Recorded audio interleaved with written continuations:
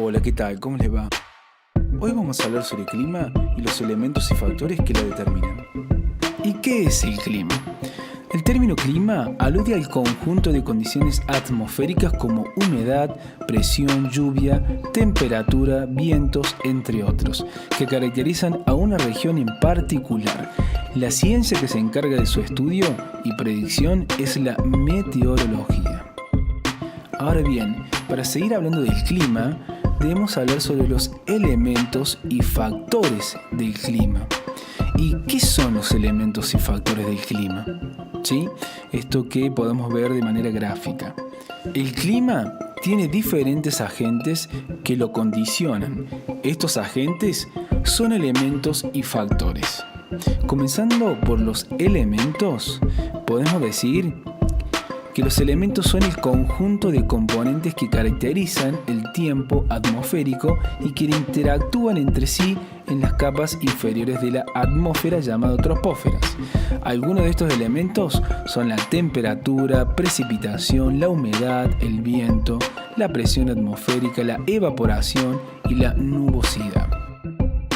Mientras que los factores son todos aquellos aspectos geográficos que lo caracterizan como la latitud, altitud, el relieve, la proximidad del mar, las corrientes marítimas y la vegetación. Sigamos hablando sobre los elementos y factores del clima que son más que importantes en este tema.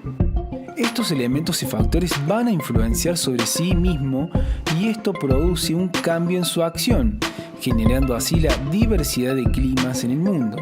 La importancia del ecuador es fundamental en el clima. Cualquier zona de la Tierra viene condicionado por su distancia al ecuador. Las regiones próximas al ecuador son más cálidas, mientras que las regiones más alejadas serán más frías. Teniendo en cuenta los factores y elementos que inciden, se pueden distinguir dos tipos de climas: fríos, cálidos, templados, pero en el mundo los climas se clasifican siempre en tres tipos: cálidos, templados y fríos. En este gráfico podemos ver lo que recién decíamos, cómo en las zonas próximas al ecuador se encuentran las zonas más cálidas y cómo en las zonas más frías se encuentran lejanas al ecuador, ¿sí? Bueno, ahora vamos con los tipos de clima, esta clasificación. Hay muchas clasificaciones, en este caso vamos a tomar una en particular. En la siguiente clasificación vamos a ver a grandes rasgos los tipos de climas que hay y las características de cada uno. Además de cada gran tipo de clima, hay algunos subtipos mucho más detallados atendiendo a zonas más pequeñas. En primer lugar, comenzaremos con los climas cálidos, en donde nos encontraremos con los climas ecuatorial, tropical, subtropical árido, desértico y semidesértico. Después seguiremos con los climas templados, en donde nos encontraremos con el clima continental, oceánico y mediterráneo. Y el último grupo del cual hablaremos serán los climas fríos, en donde encontraremos el clima polar y el clima de alta montaña. Eso es todo por hoy. Los invito a ver el video de tipo de climas, donde describiremos un poco más cada uno de ellos. Como siempre, también los invitamos a que se suscriban a nuestro canal, donde allí encontrarán seguramente videos que les serán de muchísima utilidad. Hasta la próxima. El cambio climático explicado.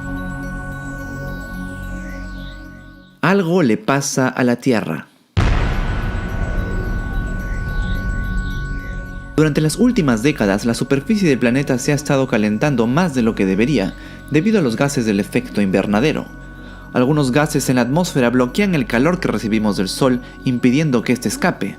Se quedan encerrados como en un invernadero. Estos gases pueden ser vapor de agua, que es el más abundante y que tiene un sistema de retroalimentación como todos sabemos. El vapor de agua aumenta cuando la atmósfera se calienta y esto también trae más precipitaciones. Otro gas, el más popular tal vez, el dióxido de carbono del que todos hablan. ¿Quiénes producen dióxido de carbono? Nosotros a través de la respiración. También lo producen las erupciones volcánicas, pero estas son casi nada en comparación a la huella que deja nuestra actividad. Y no estoy hablando aquí de cuando salimos a correr y respiramos más fuerte, sino la deforestación, cambios en las tierras y la quema de combustibles fósiles. Los humanos hemos aumentado la concentración de dióxido de carbono más de 1/3 desde que empezó la revolución industrial. Otro gas es el metano, que es un hidrocarburo producido por fuentes naturales y la actividad humana también. ¿Dónde se produce el metano? En los depósitos de basura, en la agricultura, especialmente en el cultivo de arroz, y también se produce bastante metano en el proceso digestivo de los rumiantes. Sí, gases, eructos y estiércol principalmente de las vaquitas. ¿Es esto realmente malo? Pues sí, el metano es 20 veces más potente en atrapar el calor del sol que el dióxido de carbono. Aunque tiene menos presencia en cantidad en la atmósfera, por unidad es el más destructivo de los gases del efecto invernadero. Mayor razón para bajar el consumo de carne de res o simplemente eliminarlo. Otro gas, óxido nitroso, producido por las prácticas de cultivo que se dan en los suelos, especialmente con el uso comercial que se le da a los fertilizantes orgánicos, ácidos nítricos y la quema de cultivos. Y por último tenemos a los clorofluorocarbonos, compuestos sintéticos de origen enteramente industrial del que todos hemos escuchado. La producción de estos ha sido bastante regulada en los últimos años, contribuyendo a la reducción del agujero de la capa de ozono, lo cual es bueno, pero es solo un problema. No es en sí lo que causa el calentamiento global. Lo que causa el calentamiento global son todos los gases de los que hemos hablado hasta ahora en conjunto. Un momento, hasta ahora hemos estado hablando del calentamiento global, pero este video es acerca del cambio climático. ¿Acaso no son lo mismo? No exactamente. El calentamiento global es el aumento de la temperatura promedio en la superficie de la Tierra debido al incremento en los niveles de gases del efecto invernadero. Cambio climático es mucho más complejo.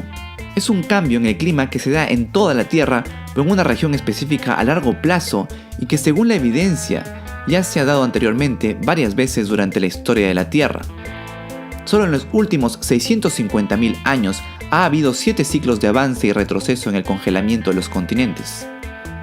El fin de la última era de hielo fue hace casi 7.000 años.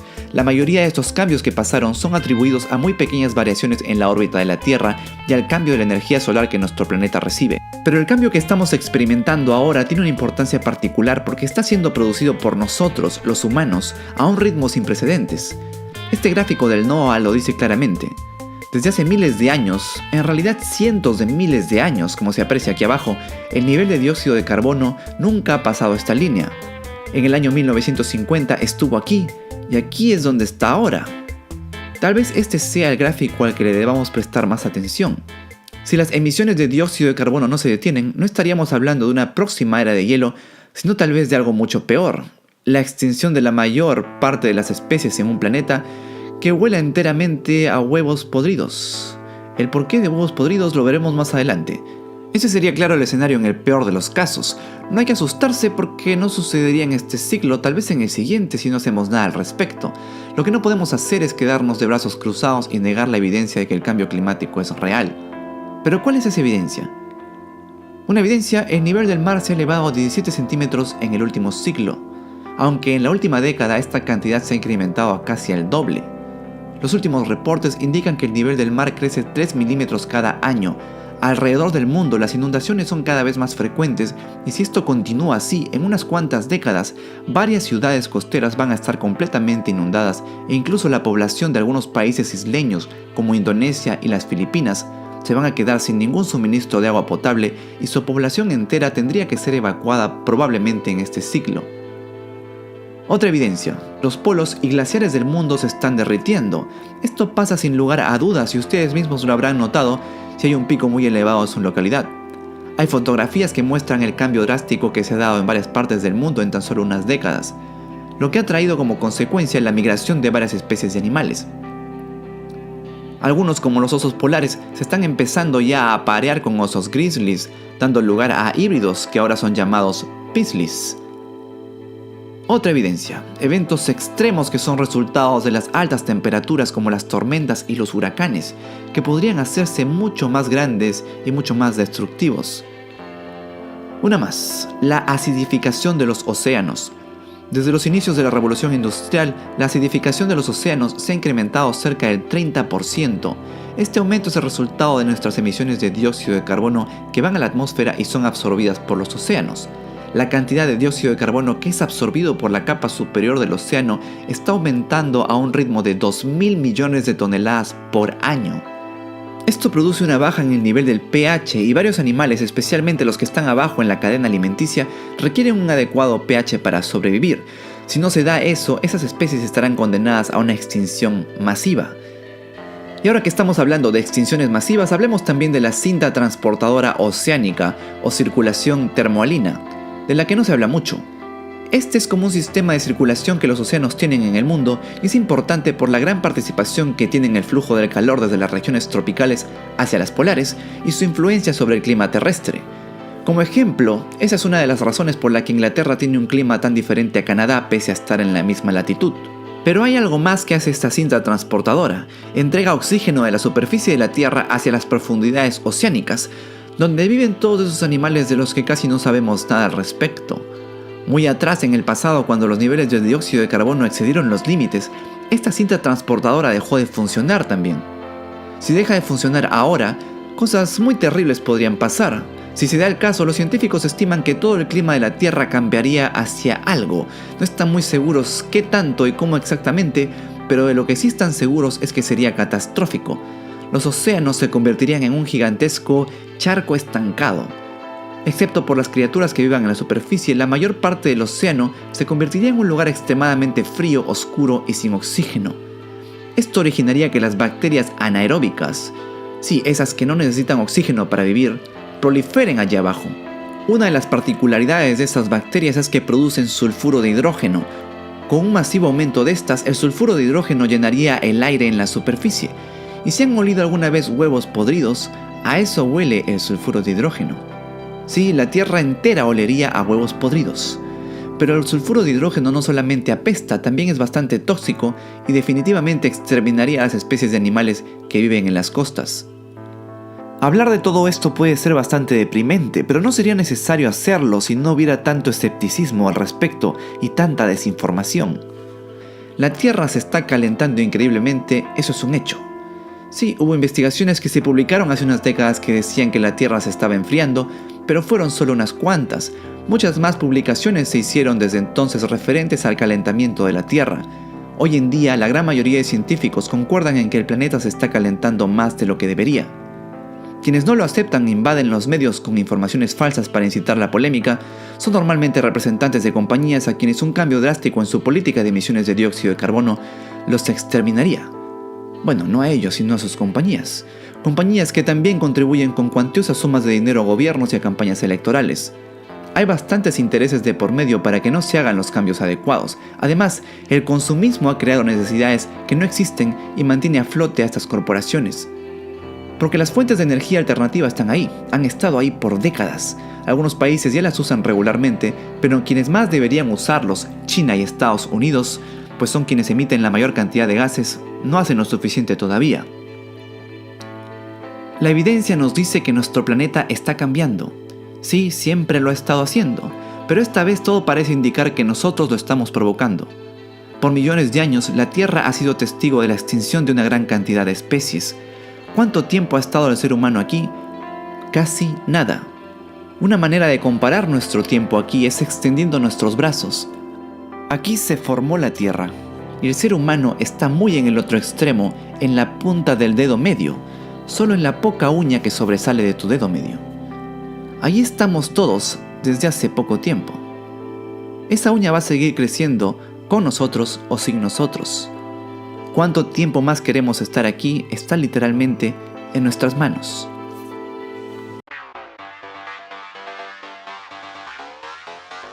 En este marco de la COP 26,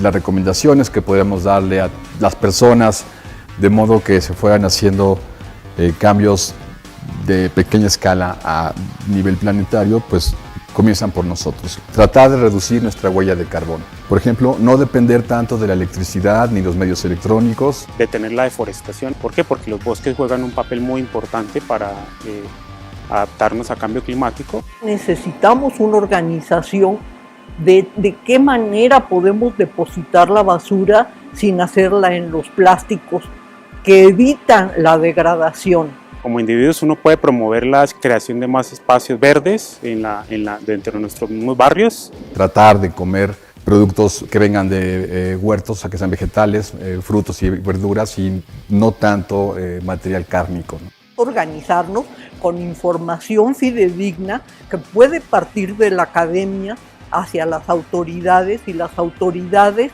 manejarlo a nivel de comunidad. Los invito también como a ejercer un poco más de presión hacia el gobierno para que mejore las condiciones del transporte público. Deberían de tener ya un compromiso mucho más serio y además vinculante. Eso quiere decir que después haya lo que prometes, lo cumples y si no hay sanciones.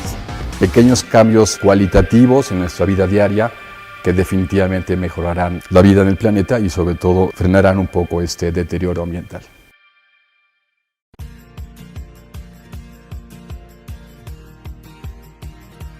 Plan Nacional de Adaptación. El Plan Nacional de Adaptación es un documento o instrumento estratégico que visualiza la adaptación al cambio climático como un proceso de desarrollo que ubica a las personas en el centro de la intervención y que forma parte del Sistema Nacional de Planificación. Su implementación está proyectada hasta el año 2030. Dicho plan contiene los lineamientos estratégicos que marcarán la implementación de las acciones de adaptación para los sectores productivos del país y que buscan el rostro humano en la lucha contra el cambio climático. El Plan Nacional de Adaptación es un proceso de planificación estratégica bajo el liderazgo de Medio Ambiente a través de la DNCC con la participación de los diversos sectores sociales del país. En la Convención Marco de Naciones Unidas sobre Cambio Climático, en su conferencia de las partes número 21, se destaca la importancia de la adaptación con respecto a la mitigación, significando esto para los países más vulnerables como el nuestro, la oportunidad para adaptarnos y desarrollarnos. Es un importante instrumento estratégico que visualiza la adaptación al cambio climático como un proceso de desarrollo que ubica a las personas en el centro de la intervención y que de esa manera se integran a un sistema nacional de planificación.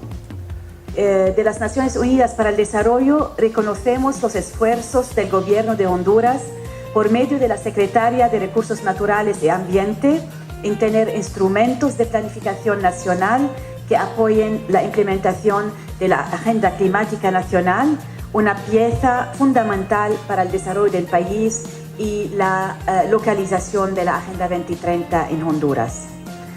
Todos conocemos la vulnerabilidad de Honduras a los eventos hidrometeorológicos extremos. Los efectos adversos del cambio climático también son evidentes en Honduras, manifestándose con grandes periodos de sequía hasta las lluvias intensas en cortos periodos de tiempo. Los impactos los sufre la naturaleza, los cultivos, la industria, la infraestructura, el turismo, la salud humana y la economía. En el año 2015 y 2016, el cambio climático intensificó el fenómeno El Niño, que ocasionó grandes pérdidas en los cultivos, disminuyó las fuentes de agua, aumentó la cantidad de incendios forestales y la incidencia de plagas forestales y agrícolas. A la par de las pérdidas económicas y forestales, aumentó la propagación de enfermedades como el dengue, el Zika y el chikungunya, y también los racionamientos de agua potable y energía eléctrica en las ciudades. Para el año 2030, con el Plan Nacional de Adaptación, se pretende lograr mejorar la capacidad nacional de adaptación a los efectos del cambio climático en las comunidades rurales y ciudades, con el objetivo de promover el desarrollo sostenible bajo en carbono mediante la reducción de la vulnerabilidad socioeconómica y la degradación ambiental. En suma, el Plan Nacional de Adaptación busca generar capacidades institucionales, fortalecer la coordinación multisectorial y multinivel, promover acciones y medidas de adaptación que contribuyan al cumplimiento de los derechos humanos, la participación comunitaria y las políticas para un desarrollo bajo en carbono y resiliente. Promover la protección y el buen manejo de los ecosistemas para la adaptación de las comunidades urbanas y rurales. Promover la transferencia y la apropiación de tecnologías de adaptación. Por esa ruta, para alcanzar los objetivos, el Plan Nacional de Adaptación se basa en 5 pilares transversales: derechos humanos y gobernanza adaptativa, gestión del conocimiento, género y grupos vulnerables, ordenamiento territorial y gestión de riesgo de desastres. Las acciones del Plan Nacional de Adaptación se identifican en 5 ejes estratégicos vitales para el desarrollo del país: agroalimentario y soberanía alimentaria, salud humana, infraestructura y desarrollo socioeconómico, biodiversidad y servicios ecosistémicos y recursos hídricos. Para la implementación del Plan Nacional de Adaptación se necesita una estrategia que asegure las coordinaciones interinstitucionales, la asignación presupuestaria, la voluntad política, los recursos técnicos y logísticos para ponerle rostro humano al cambio climático, con inclusión, igualdad, equidad y participación. El cumplimiento de las acciones dependerá de la coordinación interinstitucional, la cooperación internacional y la sociedad civil. La adaptación al cambio climático aborda todos los temas prioritarios que componen y condicionan el desarrollo de un país. Para hacer un análisis inclusivo y exhaustivo, el Plan Nacional de Adaptación contó con la participación de diversas instituciones gubernamentales, agencias de cooperación internacional y organizaciones de la sociedad civil con representación a nivel nacional, regional y local.